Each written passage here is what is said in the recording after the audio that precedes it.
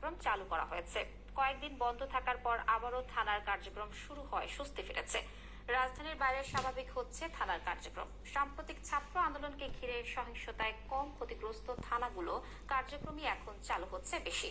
থানার স্বাভাবিক কার্যক্রম করতে সহায়তা করছে সেনাবাহিনী। এদিকে আইন শৃঙ্খলা নিয়ন্ত্রণে পুলিশ সদস্যদের কাজে ফেরানো হচ্ছে বলেও জানিয়েছে স্বরাষ্ট্র উপদেষ্টা ব্রিগেডিয়ার জেনারেল সাখাওয়াত হোসেন।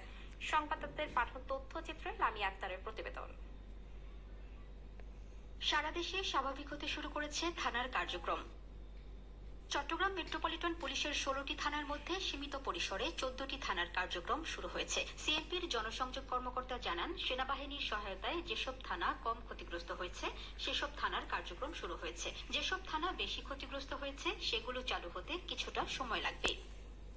ঠাকুরগাঁওয়ে স্বাভাবিক হয়েছে থানার কার্যক্রম। সেনাবাহিনীর সহায়তায় জেলার 7টি থানার মধ্যে 5টি থানায় সব ধরনের কার্যক্রম চালু করেছে। জেলা পুলিশ সুপার উত্তম প্রসাদ পাঠক এ তথ্য নিশ্চিত করেছেন।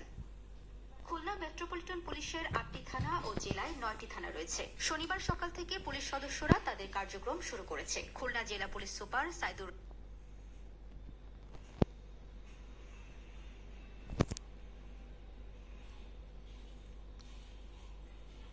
শুক্রবার থেকে থানায় ফিরতে শুরু করেছে পুলিশ সদস্যরা। নিজ কর্মস্থলে ফিরে দাপ্তরিক কাজ শুরুর পাশাপাশি স্বাভাবিক কার্যক্রম শুরুর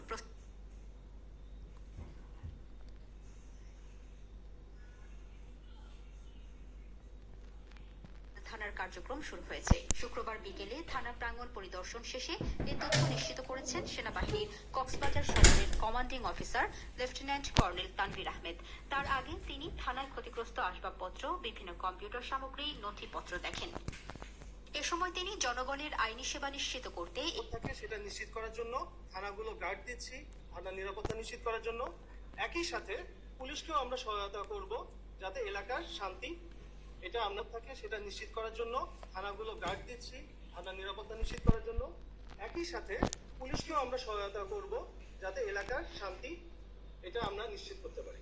সিলেট মেট্রোপলিটন পুলিশের 6 থানায় চলছে কার্যক্রম। এসব থানায় সেনাবাহিনীর পাশাপাশি নিরাপত্তার কাজ করছে আনসার সদস্যরাও। তবে মেট্রোপলিটন এলাকায় ক্ষতিগ্রস্ত লামাবাজার সহ 3টি পুলিশ ফাঁড়িতে এখনো কার্যক্রম শুরু হয়নি। পটুয়াখালীতে স্বল্প পরিসরে চলছে সকল থানার কার্যক্রম। সাধারণ ডায়েরি, মামলা গ্রহণ করা হচ্ছে। জেলার 8টি থানার সবগুলোতেই পুলিশ সদস্যদের পাশাপাশি সেনাবাহিনীর সদস্যরাও অবস্থান করছেন। মাগুরার 4টি থানার কার্যক্রম দুপুর থেকে শুরু হয়েছে। জেলা পুলিশ সুপার জানান, নিরাপত্তা নিশ্চিতে টহল কার্যক্রম চালিয়ে যাচ্ছেন তারা। চাঁপাইনবাবগঞ্জের 5টি থানায় সেবার কার্যক্রম শুরু হয়েছে। সকাল থেকেই থানার কার্যক্রম শুরু হয়েছে বলে জানিয়েছেন জেলার অতিরিক্ত পুলিশ সুপার আবুল কালাম সাহিদ। খাগড়াছড়ি সদর মডেল থানার আংশিক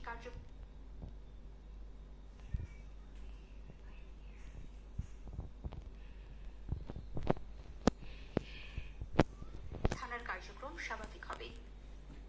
এদিকে কুমিল্লায় বন্ধ থাকা 18টি থানায় কার্যক্রম এখনো শুরু হয়নি। কুমিল্লা কোতোয়ালি মডেল থানায় গিয়ে দেখা যায় আনসার বাহিনীর সদস্যরা থানার গেইটে পাহারা দিচ্ছে।